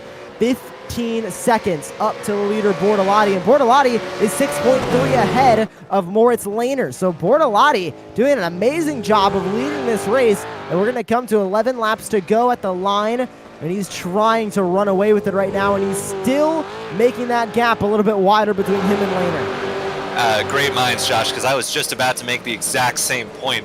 It's all well and good, Kenton Cook and Stabe and Hesse all battling here for 4th, 5th, 6th, 7th. But the problem is, in all this battling, they are opening up a massive gap to Bortolotti in the lead. And not only that, they're opening themselves up to being undercut by the drivers who have made their early pit stop as we see Lehner dive for the pits. So just like I had imagined, it's going to be splitting this race in half, that at least what Moritz Lehner thinks is the optimal strategy here. So you get pretty much the best out of 2 sets of tires. For sure, he'll be taking tires as we see Stabe, Hen, Wusenhagen, and Eamon all also on the pit lane. So a number of cars splitting this race in half, trying to get the best out of those 2 sets of tires. I would imagine we see Bortolotti in not too much later. As I think the strategy, you don't want to set your... Oh, no! Whoa. Who's that spun around? That's Kirchhoff. That was Kirchhoff, and he collected... Oh, my Fontana's goodness. in the air. Fontana Fontana gone. went into orbit. I know Yes, we're close he to did. Kennedy Space Center here in Daytona. Yeah, I've certainly watched a few rocket launches from Daytona in my time, but Rarely did they look like a V8 supercars. Oh no! More contact. That's Blazer spinning around. That's Weiss, and he just made contact with the one of Skripczak. Yeah, so it was Blazer who made the contact to spin Weiss around, and the unfortunate truth is that he has damaged his teammate Skripczak in the process. So big trouble for Skripczak as he's already made his pit stop and gotten his faster pair. So he's going to struggle now with more front end damage to that car.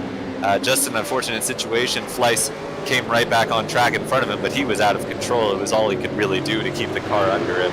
As we see Drudy losing a spot here to Lehner, who has made his pit stop. He is in second. So Lehner has come out behind Blazer as we see Bortolotti into the pit lane.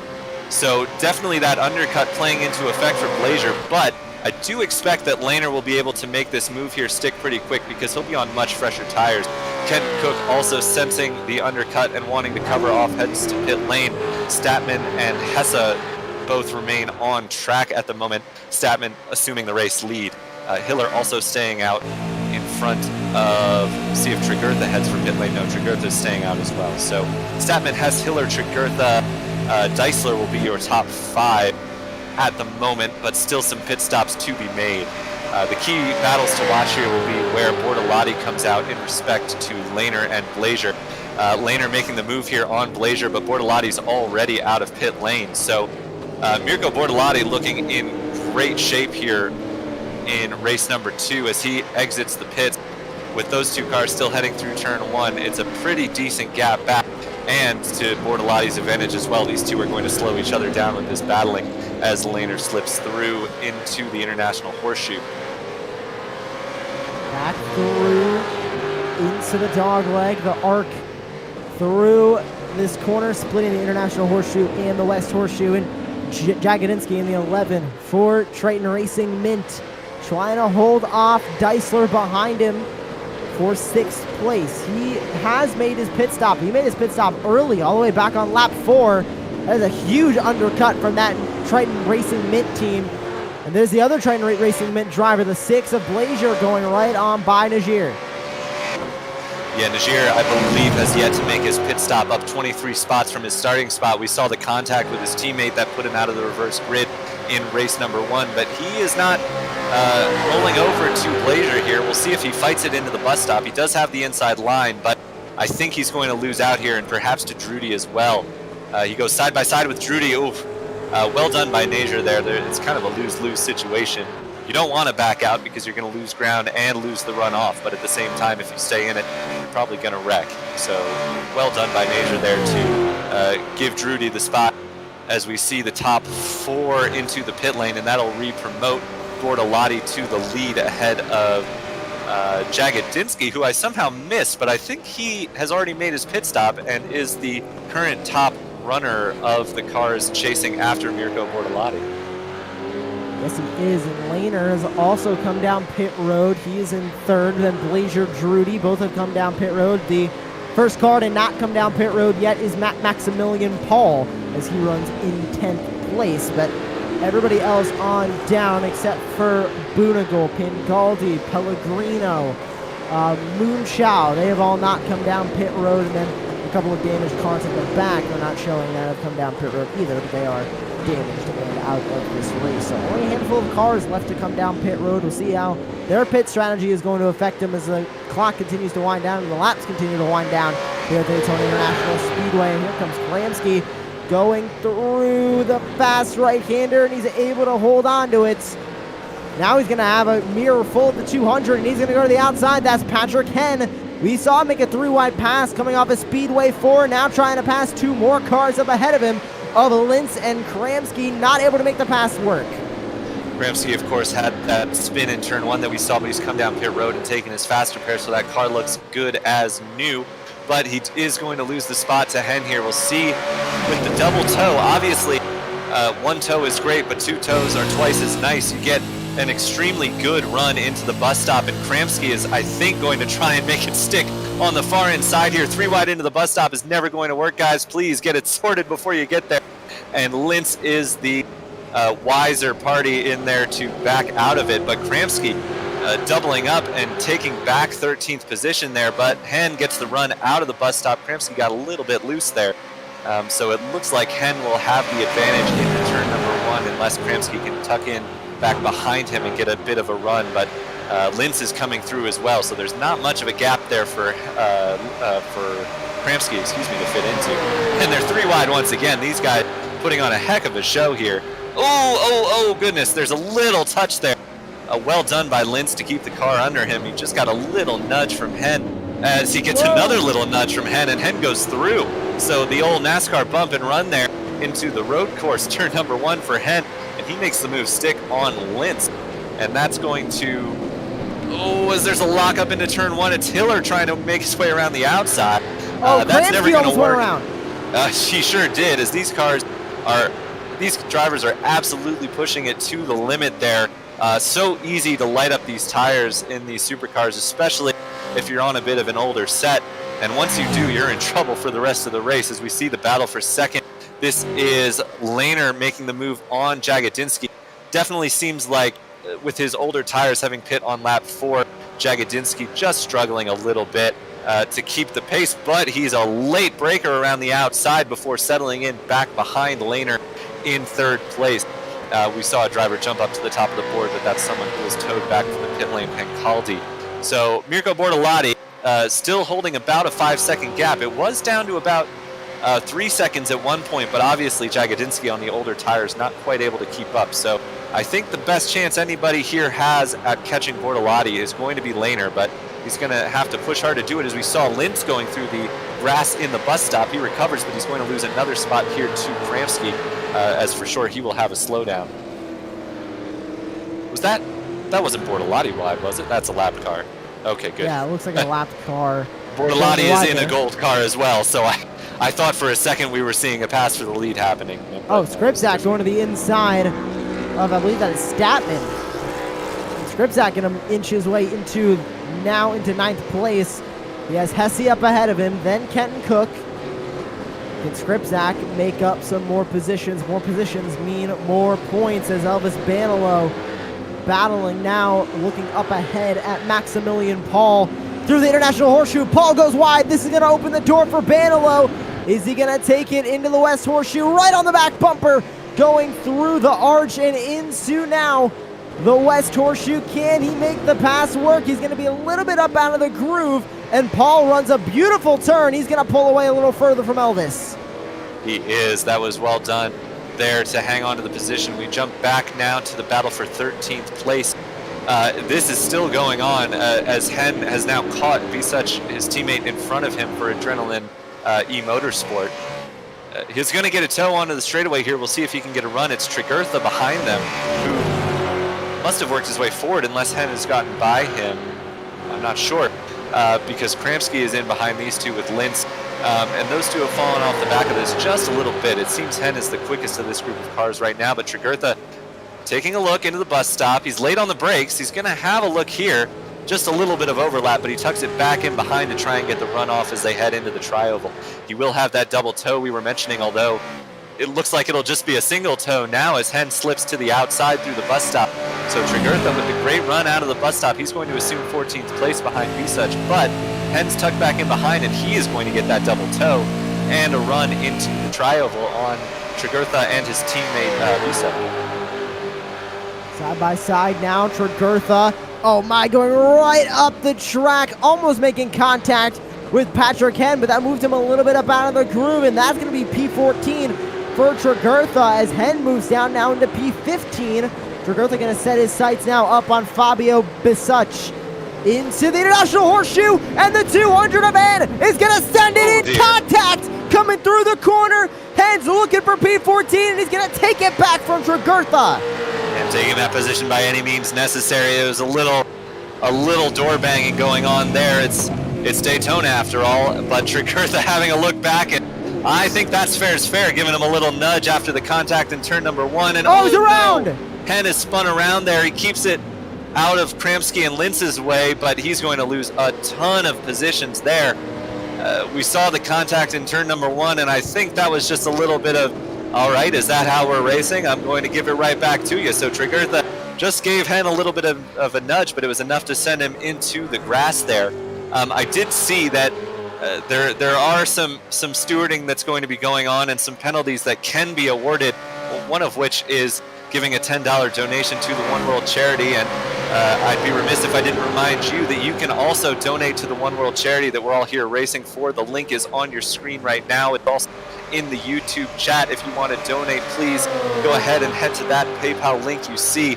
As we are down into the final 5 laps of this race, we see a pass here that is Stabe on Drudy. So Drudy doing well to hang on to 6th place here. He was one who took advantage of the reverse grid, and aside from Bortolotti, I think he's done the best job of holding on to that forward starting position. He's got Kenton Cook lining up behind him, but he's about a 1.5 seconds back, so it'll be a little bit before we see a move happen there. The gap at the front is not really changing at all. Lehner's still about 5 and a bit seconds behind Bortolotti, so if Lehner's got anything in the bag, he's going to need to make it happen right now, because with 5 laps to go, that's a lot of gap to close on Bortolotti without trouble. And Lehner now just trying to catch up to Bortolotti, but that gap not closing fast enough. It was over 6 seconds at one point, now down to 5.2. The interval between first and second, but just not enough closing rate for Lehner. This is Bortolotti's race to lose with 5 laps to go. Albeit, if Mirko Bortolotti gets no mistakes, we will see a walk-away victory. And you can see that lap time comparison. Lap 11 was the lap that he came into pit lane, but other than that, it has been steady improvement of the laps over Lehner for Mirko Bortolotti. As he just continues to lead the way and dominate the second race here in Daytona. Looking at 20 points being added to his driver standings total. That is definitely going to help him out in the driver's standings. He is fairly far down the order right now on the standings. Trying to find an exact place. He is currently 6th in the standings, but with everybody else around him, Skripczak and Lehner have such a huge stranglehold on the points. Bortolotti has 60 points. The lead is at 91 points before we went green for race number 1. And I believe it is around 94 now after race number 1. So long ways to go for a lot of the drivers further back. And even the gap between 2nd and 3rd in the point standings is 85 to 68. So a little under 20 points, 17 to be exact, between 2nd and 3rd. So a lot of catching up a lot of these drivers need to do in the championship to make sure Skripczak and Lehner don't run away with it. Obviously, that's not what Skripczak and Lehner want to happen, but all these drivers want a chance at the championship after these rounds are done. And right now, they're going to need to make sure Skripczak and Lehner finish down the order if they're going to want a decent chance at the championship in a few rounds.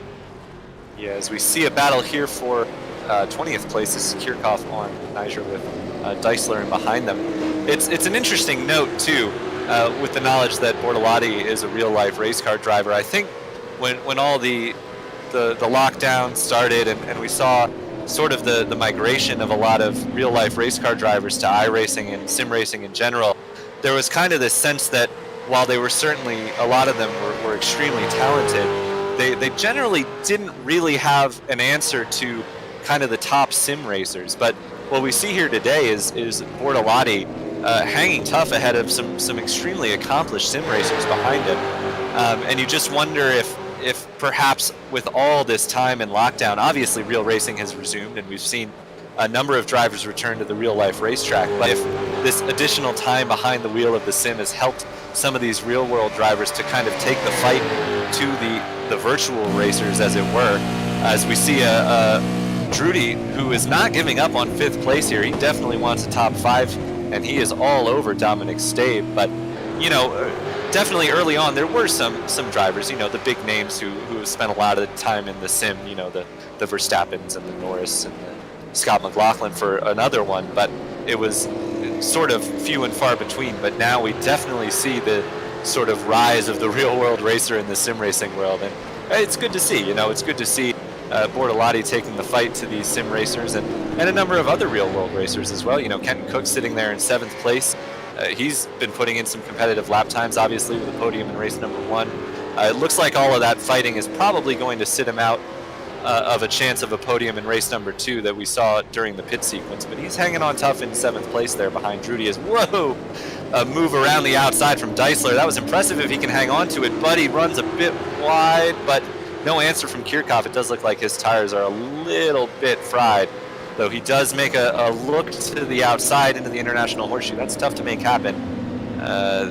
If he can squeeze Deisler a bit, it can work, and Deisler gets some wheel spin, so I imagine they'll be side by side again as they head into the kink. And all this is doing is letting Niger slip away down the road, but it is Kirchhoff who holds on. He's going to want to sort of put his stamp on that gap, but he locks up hard into the West Horseshoe, and this battle is not over. He got some wheel spin there and nearly collided with Deisler, but Deisler fights back. He's not going to have a look into turn 6, although he does give a little flash of the lights there. I think there was not much Kirchhoff was doing intentionally there. He just got some wheel spin, which is very easily done in these cars. As I am showing Drudy in the pit lane. Had Drudy not made his pit stop yet? I thought he had. I'm showing he's already made one pit stop, so for some reason, Drudy is coming back down the lane. Perhaps he got a drive-through penalty or something. Interesting. But that is going to drop him well out of it, unfortunately. He was fighting for a top 5. But he is now stopped in his stall and losing places quickly. He's dropped down to 15th, and we'll see if he goes any lower than that as he exits the pit lane now. This is the battle for a top 10, and actually 9th place is open for Elvis Beneo. He's looking at Maximilian Paul in 9th place ahead of him in that bright pink car, and he's got script check behind him. In that damaged number 1 car. We saw the damage that was essentially caused by his teammate from spinning a car into the International Horseshoe. Skripchak, a bit of an innocent bystander, but he's still fighting for a top 10 here. He's not lost all of his pace in that TV1 Triton racing car. And he's trying to capture that top 10, and right now for the points, it caps off at 20. With 20 points, with 20th place getting 1 point, the winner getting 20 points, and you can fill in the gaps in between. But that gap between 20th and 21st now is really starting to close in. About 9/10 of a second in between Nager and Kirchhoff. And Kirchhoff wants to get those points. Like we were talking about, that battle for the points championship, a lot of those drivers towards the back of the championship need to start making their moves now if they want a shot at the championship in a few rounds, as Stabe goes side by side with Kenton Cook. Cook's going to keep P5 as the leaders are on the white flag. They are indeed, and this is probably the closest battle towards the front of the field right now. Kenton Cook and Dominic Stabe fighting over a top 5 position. It's Kenton Cook's at the moment, but he's going to have to hold off a fast Dominic Stabe for another lap around Daytona International Speedway. And I don't think it's going to be an easy feat for Kenton, but he gets the inside covered off into the International Horseshoe and gets a good run out of there, no wheel spin. That's crucial in these cars. Super easy, as I've mentioned a few times, to spin those wheels up, but Kenton Cook keeping the tires under him, keeping that throttle managed extremely well. We jump to our leader, Mirko Bortolotti, who is headed out of turn 6. The gap has shrunk a little bit, down to about 4.5 seconds, but nowhere near enough to have a challenge towards the end of this race. So Mirko probably just taking it a little bit easy as we head through the closing stages of this race. He is cruising here, as he has been for most of the day today, to be honest. And Bortolotti just looking to put the icing on the cake on this race. He has pretty much led every single lap after the pit stops, rally back to take the lead away, and a 4.2 second gap over Lehner, who is an accomplished sim racer. That is nothing to scoff at for the GazX Racing Team driver. I mean, 2011 FIA Formula 2 champion, a multiple-time Rolex 24 Daytona winner in a Lamborghini. He's going to go to victory lane at Daytona in a V8 Supercars. Bortolotti is going to take the checkered flag, flash of the headlights. He's victorious in the feature race. Yeah, well done, Mirko. As we see Lehner cross the line in second, it looks like Cook has the advantage in that battle for 5th. We'll see how it shakes out, but I'm showing him a fair bit ahead of Dominic Stabe, and he has crossed the line in 5th place. So Cook rounds out your top 5 with Stabe coming home in 6th. This is the closest battle on track. We see Bisech with a huge run on the damaged car of Skripczak, and he is going to cruise on by into 12th place. So that damage coming back to bite Skripczak as he falls to 13th place at the checkered flag. Behind them is Kramsky and Drudy, who will round out your top 5. Still not totally sure why Drudy had to make that additional pit stop that everybody else did not, perhaps under fueling the car just a little bit. That's the only thing I can think of. Oh, goodness. Wustenhagen, who has had all sorts of battles going on today, I think has blown his engine, looking at the smoke coming out of that car. He is going to cross the line down towards the bottom of the top 25, but with the number of cars out of this race, we're going to see him still score points as long as he is able to make it across the finish line. As we know, the top 25 scoring points today in 25th, Munchau is a lap down at the moment. So as long as he can coast across the finish line, he should be able to score at least a point or two here, should Nick Wustenhagen.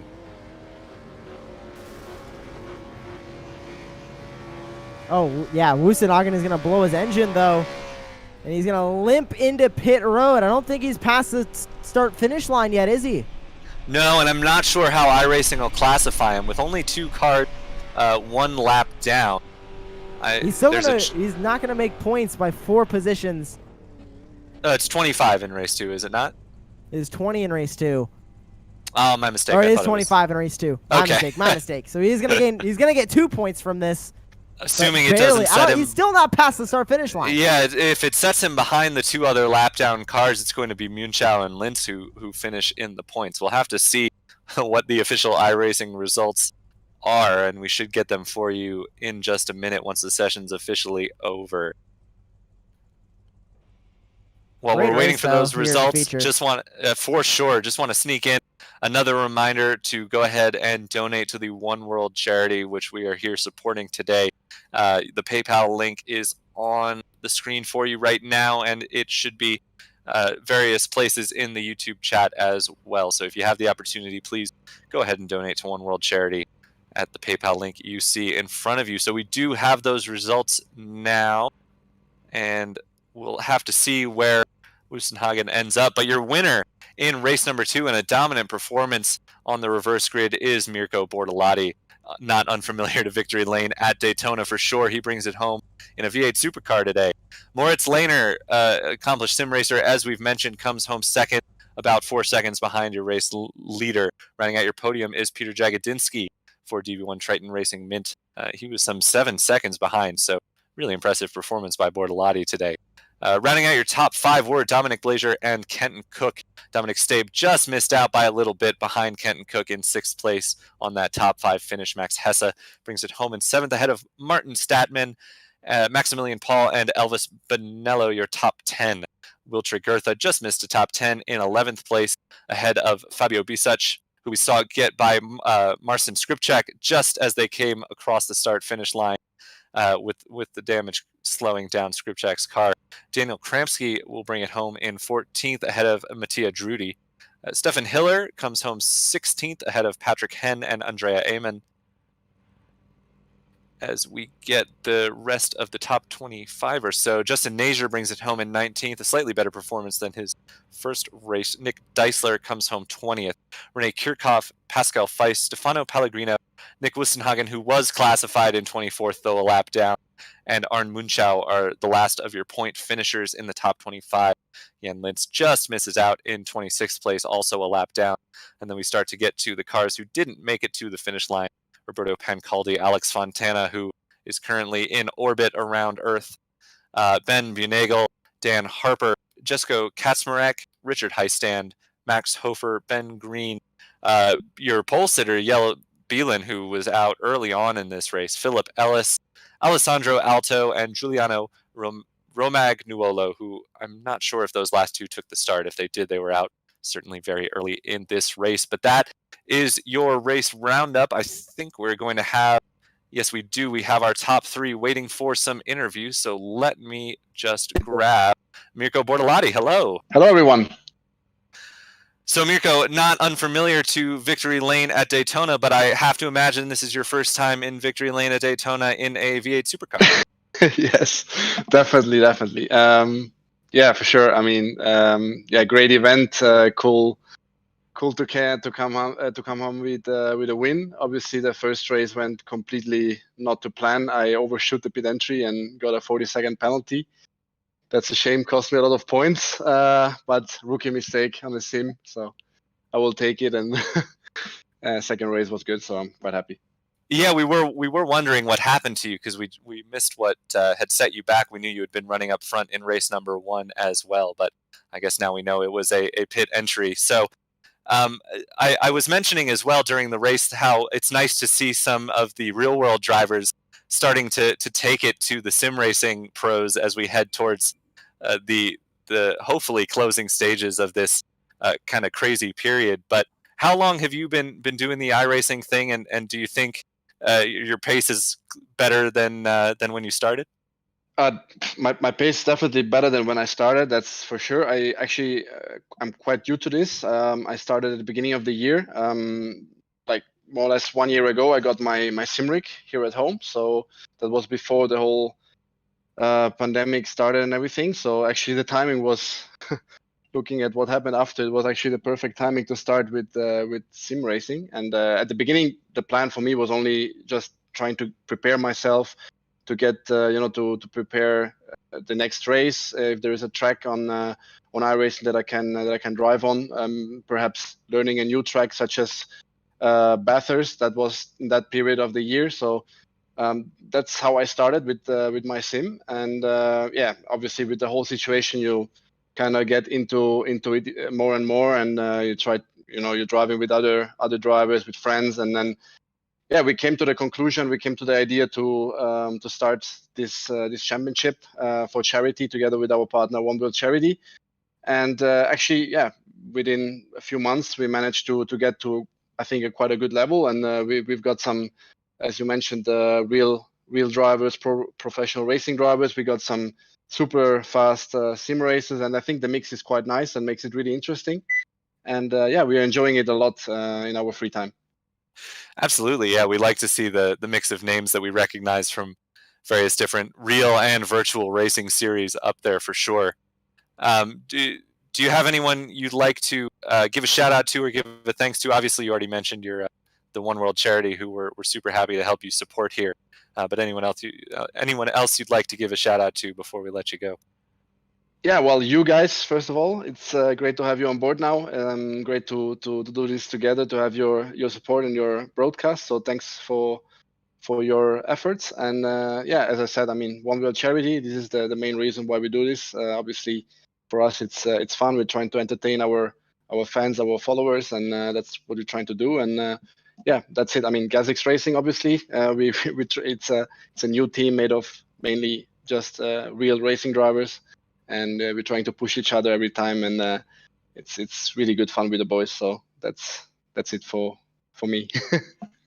Absolutely. Thank you so much, Mirko Bortolotti. Congratulations on your race 2 win, and we will see you next time. Thank you, guys. See you next time. All right, Josh, you want to interview our runner-up, Moritz Lehner?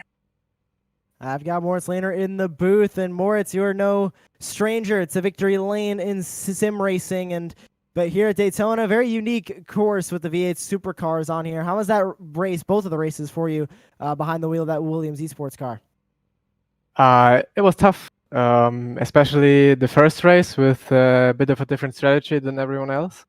Early pit stop to get the tire advantage, but it didn't work out that good because before I went into the pits, I made a mistake into the bus stop, which cost me a lot of time, and I had a lot of traffic to do after the pit stop.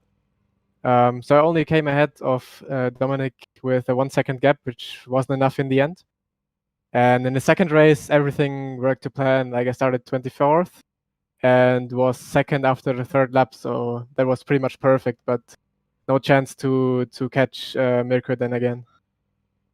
Now you came into this race second in the driver's standings, and now you're exiting Daytona with the provisional points lead as of right now. Heading into the next round, obviously not sure what the track is. We know it'll be the GT cars. Are you going to keep focusing on that championship, or are you going to take it round by round and just try and grab wins? I'll take it round by round. This is more of a fun championship for me, even though now at this point I kind of want to win. But yeah, let's see. I'll start practicing for the next race, maybe like again 1 day in advance, because I want to keep it fun for me and not grind that hard. But let's see. I still don't have a win, but I'm known for winning championships without a win, so maybe that's a good thing. Now, you are a two-time winner in the ADAC GT Masters Esports Challenge. Do you feel more confident in the GT cars over the V8s? Because we do alternate here in this series. This week it's V8s. Next week it'll be GT cars. Do you feel more confident in those, even though, yeah, it's such two great runs here on the V8s? I feel confident in both, but the V8 is a bit more unique, and I think I can make use of that with my maybe skill more than other people, because on iRacing I know a lot of drivers, even if I don't know them, or even if they're not always at the top, they are super fast in the GT because they have the experience, while I don't have that much experience because I don't drive iRacing that much. So I think I can gain more out of the V8. But yeah, obviously I'll try my best in the GT as well, and I did kind of good in the last race, so I hope it goes well in the next race as well. Anyone else you would like to thank or give a shout out to here on Apex Racing TV? Yeah, big shout out to my teammate Dominic. He kind of had a lot of rough races in this championship, a lot of incidents which he wasn't at fault at. So I hope he can make it in the next few races, and yeah, shout out to Williams Esports and all the sponsors. Thank you very much, Moritz Lehner, your second place finisher here at Daytona. And Tyler's now going to stand by with our third place finisher, Piotr Jagodinski. I am indeed. Peter Jagodinski, are you with us? Yeah, hi guys. How did I do on the name pronunciation, first of all? Because I do struggle a bit. Peter, it's Piotr, means Peter in English, so I'm Peter. Excellent. All right, Peter. You had a pretty stellar race 3 going there, kind of the early pit stop and working your way back through the field. You managed to get back into a podium position. Do you think, had things gone a little differently, you had anything for Mirko, or was P3 about the best you had for race number 2? Yeah, P3 is my best, so I can't fight about P1. So I managed to crash on first lap, so I'm happy about this result. Yeah, we did see you along with I think a majority of the field carrying some damage throughout the race. Seemed to be a bit hectic there, which is not totally surprising in a reverse grid V8 supercar race at Daytona. It's certainly not an easy track to keep it clean around, but generally a pretty impressive performance for you there despite that damage. And how did your race 1 go? My race 1 is not special. I started from 9th and finished on 8th, so not special result, but I take it. Yeah, of course, you still have to keep the car clean and out of trouble to get that finish, and definitely gave you a nice chunk of points and a good starting spot for the reverse grid in race number 3. Sorry, my cat's just scratching my shoulder. Anybody, Peter, that you would like to thank before we say goodbye to you for tonight? Yeah, I would thank my teammates where I can train with, Marcin and Dominic. Well, excellent. Thank you very much. Your race 3 podium finisher, Peter Jagodinski. Thanks, guys. And I believe that is all the interviews we have for you today. So, Josh, an absolutely fantastic day of racing. I mean, what a finish to race number 1. And then, despite Mirko running away with it just a bit in race number 2, there was some stellar battling throughout the field. And of course, we wouldn't be doing this if it wasn't to support a great cause. And you see the links up on your screen once again. Please, if you can and you haven't yet, go ahead and donate to the One World charity at the PayPal link you see in front of you. Josh, any closing thoughts today? Well, if this is any indication to what the remainder of the season is going to be here for the iRacing Lockdown Challenge, powered by One World Charity, it's going to be exciting. Whether it's the V8 Supercars, whether it's the GTs, which will be in next week, it is going to be an intense battle, not only for the championship, but in each race. The sprint race, the feature race, at each track in each car is going to be a battle to the end, like we saw in both of the races here today. and just the donations are going to keep rolling in. These drivers are going to fight for a championship. We're going to raise some money, and we're going to raise the stakes on the racetrack.